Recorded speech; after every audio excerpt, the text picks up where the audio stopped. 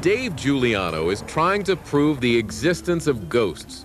He's been researching them for over 16 years and says he's consulted on over 2,000 cases dealing with the supernatural. His fascination with the spirit world began almost 30 years ago. I grew up in a haunted house. The activity started in the house when I was about 3 years old, so I had no choice. I was involved with ghosts whether I liked it or not. Looking for answers to his childhood hauntings, Dave Giuliano and 31 other members of South Jersey Ghost Research investigate paranormal activity in their area. All the members of South Jersey Ghost Research are all drawn together by a common interest in ghosts. We have everyone from grandmothers to professionals to students. Tonight, several group members accompany 9 trainees to their first training session at a local cemetery. Everybody at the flashlight. The goal of the evening, to see if the rookies have what it takes. Hello, hello, hello, hello.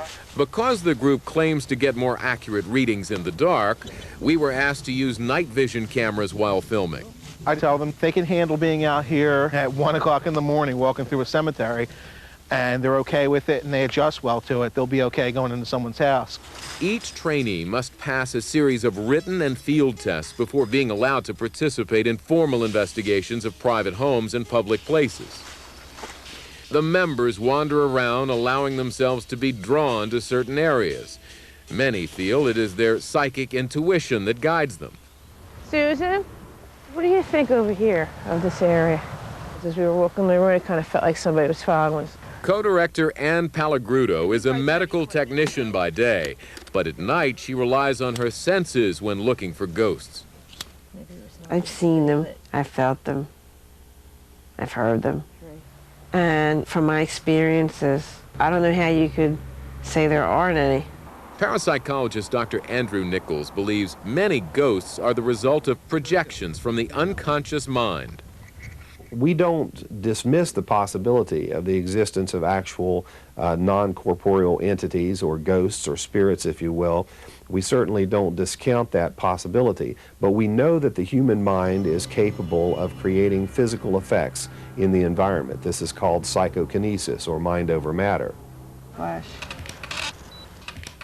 During investigations, the group takes hundreds of photographs in hopes of capturing evidence of ghosts on film. Did you take any pictures? I just took some Over here? One of the most prevalent findings in ghost photography are balls of light commonly referred to as orbs. Nobody really knows why the most common picture is the round balls of light. Sometimes you just get ectoplasm mist pictures, which just kind of looks like smoky, foggy, a mass of stuff. While the researchers believe these anomalies to be evidence of ghost activity, skeptics question their validity. Well, what many of the ghost investigators refer to as orbs are actually a phenomenon that have been reported throughout history. Although you have to be careful, some of the photographs that I've seen look very much like normal photographic glitches or photographic anomalies, either problems with the film or developing, or moisture on the lens of the camera during the time the photograph was taken. Well, when we do our investigations, there's no smoking. And, you know, we're all trained to hold your breath whenever you take a picture outside in the winter, because we want to eliminate all of those possibilities. The ghost hunters use a variety of consumer cameras ranging from digital to 35 millimeter. They feel this variance adds credibility to their findings, especially when several members obtain similar results. Flash.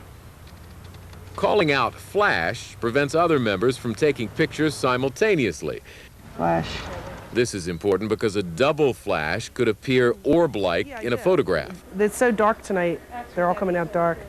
The camera is just one of many instruments the group uses to collect evidence of ghosts. Dave shows the trainees how to use an electromagnetic field meter, or EMF meter. So there are 2 different ranges right there. Engineers and physicists use this instrument to test for potentially dangerous electromagnetic fields, which are commonly associated with high voltage power lines and household wiring. He's already a notch above where that range on that meter would be. The ghost hunters look for unusual EMF readings, believing that spirits can actually disrupt these electromagnetic fields. Feeling drawn to an area of the cemetery, the group discovers a grave covered with children's toys. You just felt drawn over to it. I get like a lump in my throat even when you go near it. Anne experiences a flood of emotions and tears. She can no longer remain near the grave. I can't stay over there.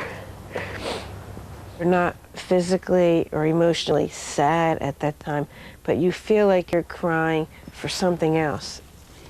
Some of the people who are more sensitive than others can actually pick up the emotions that are in the air. It has nothing necessarily to do with the spirit. It's actually just the residual energy that's left behind by the mourners. After 3 hours of exploring the cemetery and searching for evidence, the group calls it quits. Still ahead on MSNBC Investigates. South Jersey Ghost Research puts their skills to work to investigate a county jail that some say is haunted. What's that?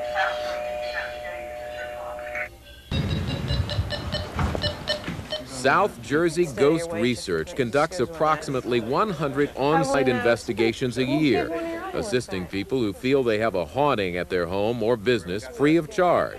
Just unpacking some of our equipment here. The researchers gather data with electronic equipment to support what their psychic investigators see and feel. Most of the stuff is all basic stuff you can pick up at any electronics store. Motion detectors, anything breaks the infrared beam, tape recorders with omnidirectional microphones. Right here is our non-contact thermometer. It's basically a point and shoot, and we'll give you a temperature pretty instantly. People can debunk psychic data, they can debunk scientific data, but when you combine them, you're just adding more credibility to your investigation overall. Diversity only makes your research stronger and your results stand up better. Everyone got that? Who they're with? Each case is different. You know, each client is different. It depends on what the problem is in the house. Some people are simply just curious about what's going on. Some people really want independent people that they don't know to come in and say, hey, you're not crazy. We are finding some abnormal activity in your house. Tonight, the group is investigating the historic Burlington County Prison Museum, located in Mount Holly, New Jersey. The building served as a county jail from 1811 until 1965, with inmates that ranged from debtors to murderers.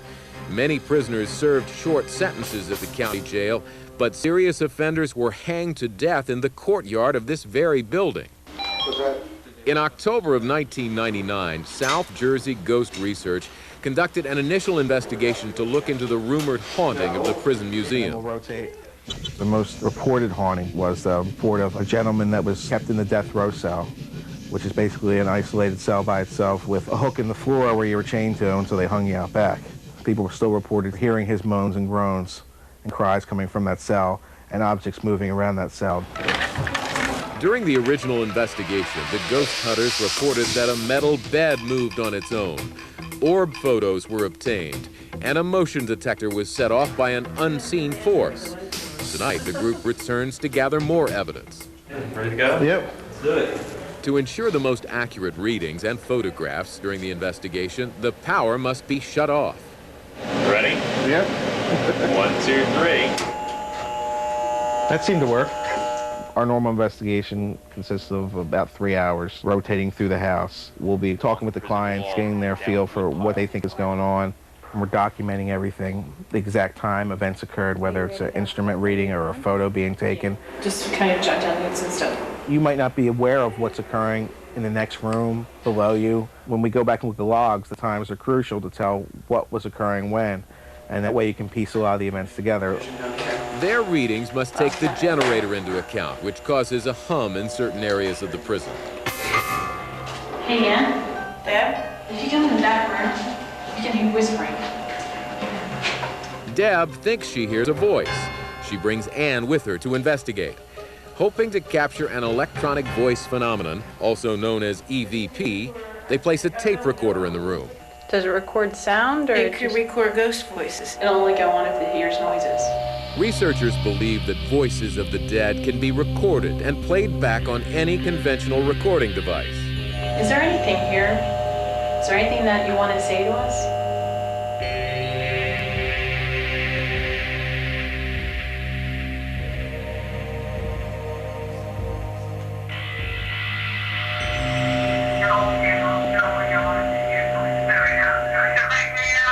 What's that?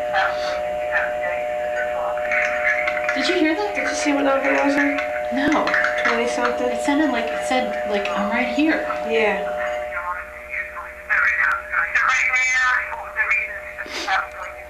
Now that wasn't your voice because it was a higher pitch than what you guys are talking at. After the investigation, the researchers say they will evaluate the tape by stripping down the audio with a computer to determine if there are any EVPs present. It could have or couldn't have been. Of course we wish it to be. People want to believe in ghosts, and people have a need to believe in life after death. And so that gives us, as human beings, a powerful psychological predisposition to have these types of experiences, which may or may not have any type of genuine external component. Dave, can you come outside? We're getting like multiple orb pictures out here. Okay. The researchers obtained multiple orb photographs from the area in the prison yard where hangings occurred up until 1906. These are orange. Oh, okay. Once the investigation is complete, the researchers will evaluate the photographs to make sure there is no natural cause for the orbs. Now tell me, look at this. I had to review this. Look at this and play this and see if something could have went past. It is also thought that moving anomalies can be caught on videotape. Yeah, coming from the right side first? Yeah. Group member Glenn Hooper was filming inside the prison and obtained these shots that he believes are orbs in motion. And according to their report, at 7:55 p.m., the motion detector in the death row cell was set off by an unseen movement, and immediately after, a positive photo and EVP were obtained. Listen carefully to the EVP. The ghost hunters believe the voice says, "Go out there." Although their findings cannot be confirmed, the members reported that out of 772 photos taken at the prison that night, 29 contained positive evidence of what they feel is ghost activity. While these results do not prove the existence of ghosts, South Jersey Ghost Research will continue gathering evidence and searching for proof. The ultimate goal is to prove that ghosts exist. Society's opening more and more up to the possibility. It's not as hidden in the closet as it was before. And when they hear how we go about doing our investigations, you see their eyes open a little bit wider, and now they look at you with a totally different view. For those who feel they have encountered paranormal activity, there is no longer a doubt that ghosts are real. We do have spirits, and a lot of people like to call them ghosts, and that's okay too. It doesn't matter what we call them as long as we are aware that they're here. You're always going to have people that don't believe you. They're going to think they've never seen it, so it can't possibly be true. I don't really